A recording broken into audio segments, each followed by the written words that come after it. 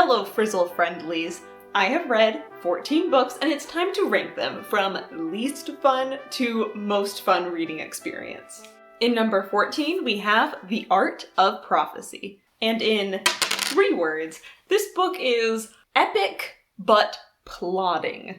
This book is an Asian-inspired epic fantasy and the first of a new series. I was enchanted and had so much hope for the premise of this book, which is we have a teenage boy, chosen one warrior, who is destined to kill their Dark Lord. And then, surprise, the Dark Lord dies without any interference from the hero, sending the political and religious sphere of the world into chaos and making that hero have to question his whole destiny. We follow many different perspectives from that disgraced hero to his new grumpy mentor, a quirky, boisterous assassin, and a warrior who was the Dark Lord's best friend. So you hear this premise, and if you're a lover of epic fantasy, that sounds like a really good book. But let me let you in on a little secret. This book is slow and boring. And I don't say that because there aren't any fight scenes or nothing's happening, because there are lots of awesome fight scenes and there is always things happening. But this book is lacking even the feeling of like rising action to a climax and then falling action. This book is lacking feeling like the characters are really changing or going somewhere. Instead of feeling like a story with progression and a plot arc, it's just kind of a sequence of events that happen to characters. And the thing that made this book the least fun to read was that I kept having hope that I'm sure it's gonna get better. Some of these books, they start out slow and then they get better, right? And then this book never got better. So there was always enough motivation for me to read the next chapter, but never enough motivation for me to like look forward to the next chapter. So I ended up finishing the book and then getting to the end and going, yeah, that wasn't worth my time. I rated this book 2 stars. In spot number 13, we have Wild Magic. And in 4 words, this book is annoyingly, stupidly condescending narration. This is a YA/middle grade fantasy book, and I've read some short stories by Tamara Pierce before, so I was excited to read it. Our principal protagonist is Dane, and she's on the road trying to find work and a place to belong, and she also has the magical power of talking to animals. And I think what makes a book well written for kids is maybe a slightly more simplistic plot, kid main characters, themes that kids can relate to, and not getting super dark with the subject material. But this book felt juvenile in the way of like talking down to me. Like the foreshadowing was so blatant and in my face that I was incredulous that the characters were so stupid that they couldn't even figure it out by now, over and over and over. And I was just so annoyed reading this book. And if the book had had like really compelling characters and plot to counterbalance the really annoying narration, then I could have still loved it, but it didn't. So I rate this book 1 star and decide to move on. Because I wouldn't even recommend this book to like my 11-year-old brother. Even kids aren't this bad at putting together foreshadowing. In spot number 12, we have Starsight. And yes, I'm as surprised as you are that a Brandon Sanderson book made it so low on this list. In 4 words, Starsight was convoluted world building, needed relationships.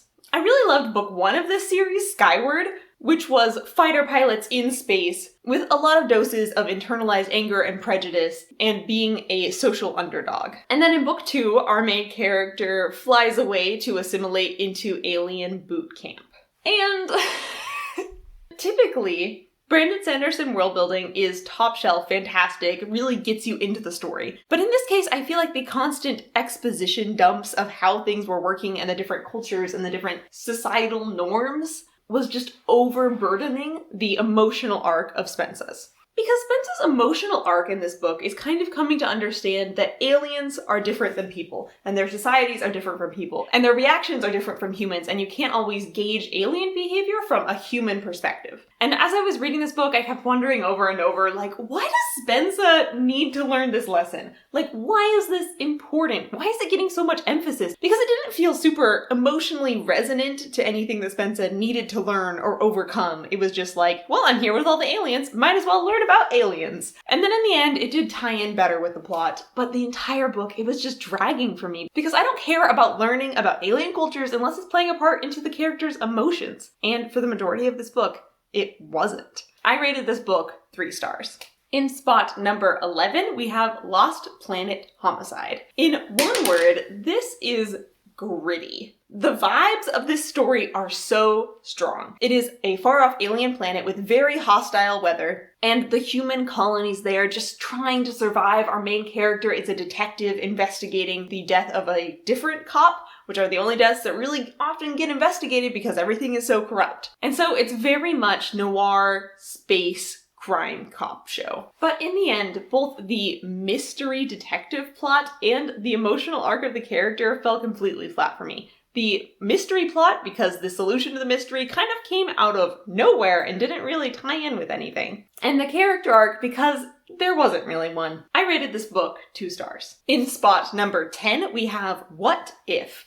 And in 3 words, this book is for physics nerds. Now, I have a confession to make. I am a total physics nerd. I borrowed this book from my brother, who is also a total physics nerd, and it is by the author of 𝐋𝐄𝐕𝐄𝐋𝐑, the internet comic, which I fully recommend to everyone, but especially to nerds. Like, I'm the type of physics nerd that when I looked at the math gobbledygook on the inside cover, I was like, oh yeah, I've used every single one of these equations before. This is a humorous book that explores answers to absurd scientific questions, such as, from what height would you need to drop a steak for it to be cooked when it hit the ground? Now, I have a second confession to make. This isn't the first time I've attempted to read this book. I tried to read this book when I was about 16 and just kind of a baby physics nerd, and I got a few chapters in and I thought, this is too boring. Now, many years later, I am a graduated from college physics nerd, and I gobbled this book up and I loved it. So if you self-identify as a physics nerd, go pick this book up. But I do think that the audience that would love this book is a very small subset of people. I rated it 3 stars. In spots 6 through 9, we have Rivers of London Book 9 and 3 accompanying novellas. And in one word, these books are witty. This is a series that takes place in modern-day London, where our main character, Peter, works for the Magic Police. Book 9 is the most recent release of this series, and I have a full video review of it, which I will link down in the footnotes. And this book was disappointing. My biggest problem with Book 9 was the lack of momentum from risk in the narrative. That this book is a crime procedural trying to solve a case, and yet this book's plot doesn't feel like it goes anywhere emotionally for the characters. Even Peter's, arch nemesis shows up in this book and then nothing happens for it. She's just there and then gone. Excuse you, book. That is not how that works. This series also has some various novellas that take place in between main books in the series, which I hadn't read yet, but I read the main 3. October Man, What Abigail Did That Summer, and The Furthest Station. And these were the books that I was looking for. These were the books that it felt like things really happened in, and the narrative changed up and we got character development happening. Which is interesting because you would think that the optional side novellas would be the ones that didn't feel like they really had narrative momentum and changed things for the series, but no, it was the mainline novel. But the novella that I was the most impressed with was the one that follows our main character of the main series, Peter, The Furthest Station, where there's ghosts haunting the London Tube and he has to get to the bottom of it and fix it. But what impressed me most about this novella is that there were real decisions made that affect the main series. Because we've got Peter, our main character, and his teenage cousin, Abigail. Yes, the protagonist of the other novella. And Abigail has become Peter's unpaid intern, but he is very reluctant to teach her magic because it's dangerous and she's a minor. But in this novella, it finally comes to a head where he realizes that it's time to teach her magic and has to make that decision. And I thought that little plot of him having to come to terms with it was very well done, and it was especially enriched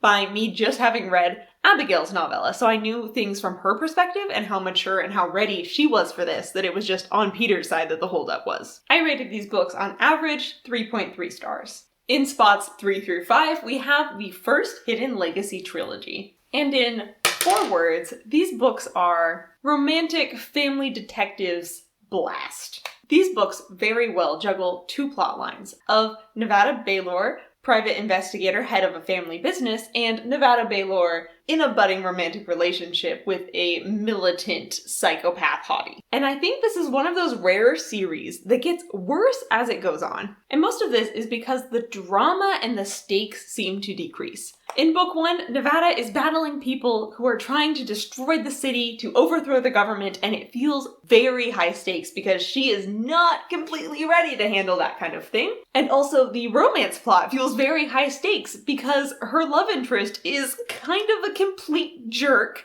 and their courtship is very, very much not smooth sailing. But then as the books move on, she becomes way more competent dealing with the action plot, and also there's substantially less drama in the romance plot. And so the books just become a little bit more flat. Still well written, still entertaining, but meh. These books, as all the books I've read from Ilona Andrews, are a blast. They've got a good mystery, a fun magic system, great world building, and are a little spicy on the side. I have a full video review breaking down these books linked in the footnotes. I rated these books on average 3.3 stars. In spot number 2, we have Stormfront.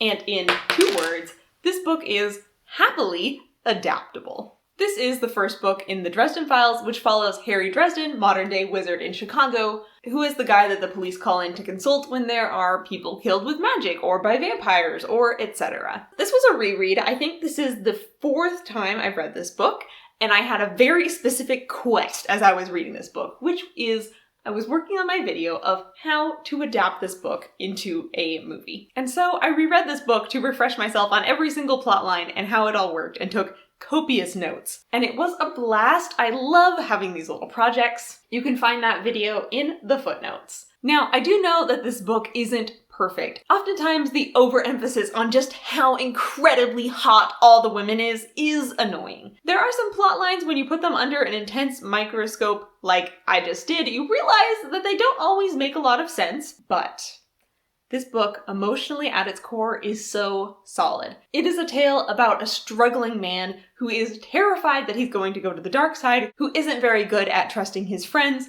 and yet perseveres anyway because he knows in his heart that he wants to be a hero and he has the responsibility to do so. And it is just the beginning of a series that only gets better. I rated this book 5 stars. And coming in at number 1, the book that I had the most fun reading of anything on this list is The Rarkyn's Familiar. And in 2 words, this book is a delightful quest. This book follows 𝐂𝐻𝐿, a demonic birdman, and Lys, a teenage fighter bent on revenge for her father's murder. And fate flings them together and makes it so they can no longer separate, and now they must go on a quest together to try to reverse this ridiculous bond. This is one of those precious books that gets everything right. The character arcs, check. The pacing, check. The world building, check.